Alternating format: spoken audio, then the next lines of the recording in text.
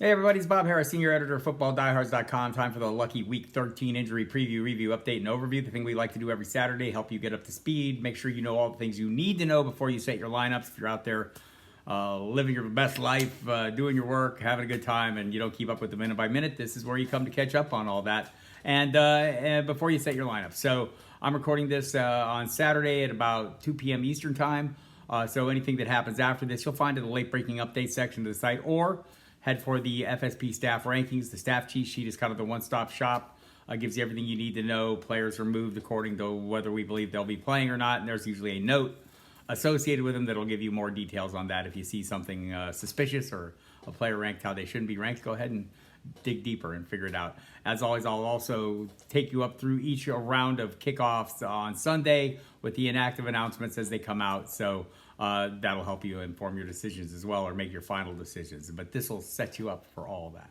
And so I'll start with the early afternoon games, go through the late afternoon, Sunday night, and Monday, and let you know what you need to know. Early afternoon window, the Chicago Bears hosting the Green Bay Packers. Justin Fields is back at quarterback. Off the injury report, practiced fully Thursday and Friday.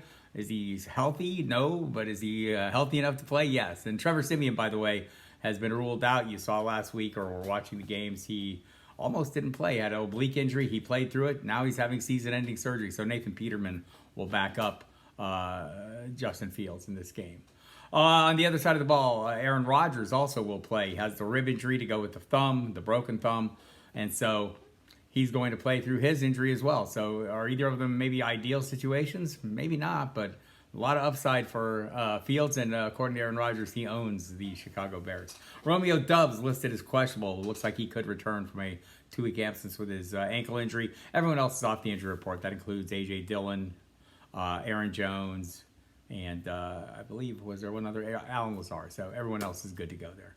The Jacksonville Jaguars are at Detroit in what should be a great shootout matchup. It's a great matchup for the Jaguars, coming off a big offensive showing. Trevor Lawrence against the Baltimore Ravens last week. Travis Etienne Jr., though, is listed as questionable. They keep saying he's good to go, and then he practices on a limited basis, and they keep saying again he's good to go, and then they list him as questionable. So that's one to watch. It's an early afternoon kickoff, so you got plenty of fallbacks. Darrell Henderson Jr. added the injury report on Friday.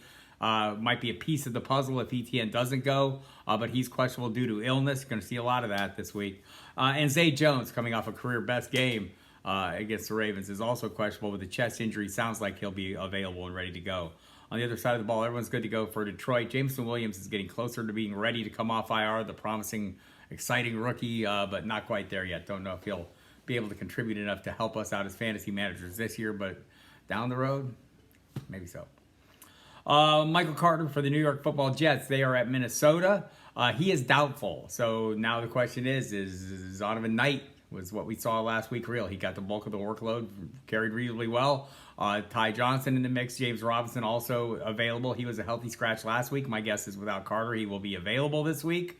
But will he have a role? Don't know. Remember, there's an incentive in the trade deal if he rushes for more than 250 yards as a Jaguar. James Robinson, their draft pick they send back to Jacksonville, goes from a 6th round to a 5th round. So maybe there's reason for them not to run him too much. We'll see. It's a little bit dicey. It seems like Knight and Ty Johnson are ahead, though, of Robinson right now. On the other side of the ball, everyone's good to go for the Minnesota Vikings. The Washington Commanders are going to New York to face the Giants. Antonio Gibson listed as questionable with a foot injury. He was limited Wednesday, sat out Thursday, back on the field Friday. So seems likely he's trending in a better direction after the non-practice Thursday. That'll be one to watch, though. And remember, Brian Robinson, a big part of this rushing attack. But the Commanders are going pretty run-heavy here. And so if both of them are there, both of them are viable plays. On the Giants side of the ball, a lot of illness, a lot of issues. Gary Brightwell, the backup running back, is questionable due to illness. Darius Slayton, the number one wide receiver, questionable due to illness. Richie James, another one playing out of the slot mostly, is questionable with a knee injury. Seems like he'll play through it last week. Kenny Galladay added to the injury report Saturday with the illness. Seems his ability to produce is questionable as well. Daniel Bellinger, the tight end, last saw him against Jacksonville. He took a hand to the face and had the eye and nose injury. He is questionable this week, close to returning. The Pittsburgh Steelers are at Atlanta. Najee Harris is off the injury report. It's interesting. Harris was limited throughout the week in practice, came off the injury report completely, said he was good to go, had the oblique issue that kept him, from finishing last week's game. We saw Benny Snell and Anthony McFarland get the job done, mostly because Jalen Warren was out with a hamstring injury. He said he was cleared on Wednesday and good to come back. Well, he's listed as questionable, despite practicing fully, so go figure that one. On the other side of the ball, everyone's good to go for the Falcons. Kyle Pitts this week, we learned, will not come back. We kind of knew this, but the surgery has been performed, and he's done for the season for sure. So we have the Denver Broncos are heading to Baltimore to take on the Ravens. Cortland Sutton, illness, listed as questionable, turned up on Friday on the injury report. That'll be one to watch.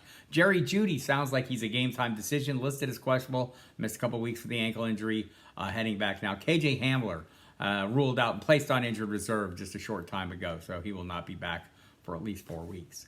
On the other side of the ball, Lamar Jackson missed a little practice time this week, but he's good to go. Off the injury report, took a knee to the quad, he said last week, and so missed a little time to get some treatment in practice. So always causes a big bit of excitement when Lamar Jackson misses practice time, but he's good to go. J.K. Dobbins is practicing, designated to return from IR. It won't be this week, so no worries about Gus Edwards or hoping out for Kenyon Drake to work behind Gus Edwards. I think Gus Edwards here, people.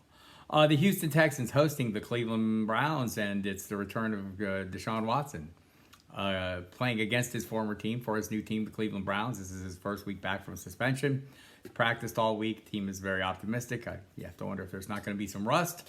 We will see. David Njoku will not be playing this game. He's ruled out with a new knee injury, not the ones he's been dealing with the last few weeks that he's kind of played through. He's had the ankle and the knee, both, but now it's just the knee, but it's the other knee. So don't really know how serious that is, but we do know he won't play this week. On the other side of the ball, Brandon Cooks ruled out on Friday, turned up on the injury report Thursday with a calf injury issue, and down he goes this week. Will not be playing, so Nico Collins is the top threat. Philip Dorsett, Chris Moore, maybe worth looking at. I don't know. It's not a great offense. Rex Burkhead listed as questionable, coming off a concussion, so that'll be one to watch. They have Benjamin there. They picked up off waivers to work behind Dameon Pierce if need be. But Burkhead's had a bit of a role there as well. For the Tennessee Titans of Philadelphia, everyone's good to go. Hassan Haskins listed as questionable, backup running back, but all the frontline players. Devontae Smith was on the injury report with a groin issue. He worked fully on Friday, came off the injury report. So big revenge game for A.J. Brown. Hard to run against the Tennessee Titans, easy to throw. The opposite for the Philadelphia defense, easier to run against them than to throw. So each team's strengths kind of line up in this one. Late afternoon window, a lot of shenanigans going on there. Josh Jacobs listed as questionable with the same calf injury he played through last week, and with great effect, right? Huge game for him against Seattle. He's in the same situation he is, limited all this week, expected to play. Again, it's a late afternoon kickoff, so you'll need to watch that, but my expectation is he'll play, and it's another favorable matchup against the Los Angeles Chargers, right? Brandon Bolden, also questionable, also with calf injury. So watch that. And remember, in that game, Josh Jacobs aggravated the injury, right? And then talked coaches into letting him back in. Then he had the big 86-yard walk-off touchdown run. So over 300 yards of offense for Josh Jacobs. Great game. Mike Williams ruled out on the other side of the ball. Ongoing ankle issues. So Josh Palmer, DeAndre Carter up in the rotation again a little bit. So seems like we'll get Mike Williams back soon. Just won't be this week. The Cincinnati Bengals hosting the Kansas City Chiefs. Jamar Chase and Joe Mixon both listed as questionable. Both seem likely to play. Jamar Chase came out this week, gave a big press conference where he explained and detailed pretty much what the injury was. Hairline fracture in the hip, some damage to the labrum. He could have come back this week. Last week, he decided not to, and he talked about that too at the press conference and then said he would play this week. So I'm guessing he's going to play this week if he went through all the trouble of addressing the whole situation. But that'll be one you have to watch right up through kickoff. And Joe Mixon as well. Practice on a limited basis all week, so it seems likely he'll go, but he must have final clearance. Hasn't had that, as of the time I record this video. We could get it today. We could get it tomorrow. But the belief seems to be that he will be. If not, Samaje Perine will be the guy there. On the other side of the ball, Kadarius Toney's been ruled out with a hamstring injury. We've heard this before. Had the one good game, and now he's back on the sidelines. Juju Smith-Schuster off the injury report. Jerick McKinnon also off the injury report. They were dealing with injuries of their own. Hamstring for McKinnon, illness for Juju, and he's fine now. Good to go. The San Francisco 49ers hosting the Miami Dolphins. Deebo Samuel is questionable with a deep thigh bruise. That sounds painful. Suffered last week. Christian McCaffrey came off the injury report, had some knee irritation, missed a day of practice. Elijah Mitchell is done for the year, essentially. MCL injury again last week. We saw Jordan Mason step up, and I think this week we'll see more Mason and maybe some Tyrion Davis-Price in reserve. They have Tevin Coleman on the practice squad, haven't called him up as of the time I record this, so we'll see about that. But it seems like Mason, then Davis-Price behind McCaffrey. Could be more McCaffrey. On the other side of the ball, Raheem Mostert off the injury report. He's been sharing with Jeff Wilson Jr. since Wilson's arrival. He's gotten more of the workload than his other former San Francisco teammate. They're going against their former team, and it's a very tough matchup for the rushing attack. So watch that. Myles Gaskin is questionable with, I believe, shoulder and ankle issues. So don't think you need to go that deep. Passing attack, everybody's on point and ready to go there. The Los Angeles Raiders going against the Seattle Seahawks in Los Angeles. Matthew Stafford will not play. He's out of the concussion protocol, but has a neck issue. There's talk they'll shut him down. Aaron Donald also has a high ankle sprain. They could shut him down. They already put Allen Robinson on IR, so he will not play and won't see him again the rest of the season. In addition, that goes with Cooper Kupp. So John Wolford will start at quarterback this week. We saw Bryce Hopkins last week. Wolford had a neck issue. Sounds like both could play, though, so that might be a situation to avoid as well. Top receivers are going to be Van Jefferson, Ben Skowronek, Tutu Atwell. I don't know if you want to go that far. Also, Lawrence McCutcheon ruled out with a shoulder injury in this game, another one of the outlier receivers there. So for the Seattle side of the ball, Travis Homer is questionable with illness and knee issue. I don't think you're digging that deep either. Sunday Night Football, Michael Gallup listed as questionable against the Colts. The Cowboys hosting Indianapolis. Gallup questionable with illness. It sounds like the Cowboys expect him to play. Trayvon Diggs the same for him as well, the cornerback there. On the other side of the ball, Jelani Woods is questionable with shoulder and quadriceps injuries. Had a big game last week. We'll see if he can cobble it together. I'm worried about this offense in general. Going against the Cowboys defense, most notably the pass rush against Matt Ryan, might be a struggle for him. Monday Night Football, we don't have the injury designations in yet. Leonard Fournette has been working fully this week. Seems likely to avoid designation either way. Assuming he's up and running, he will be sharing work with Rachaad White, who may well be the starter. It might be a permanent condition for that. On the other side of the ball, Mark Ingram, Jarvis Landry working on a limited basis. Ingram returned last week from a knee injury. Now it's a foot, so we'll see how that works out.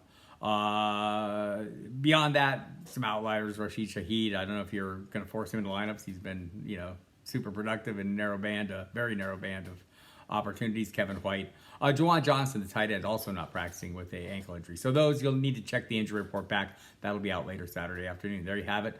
Good luck, everybody. Week 13. Remember, next week we've got a big bye week. 6 teams on bye as people are starting to head into their playoffs. So I'll be back then. Good luck this week.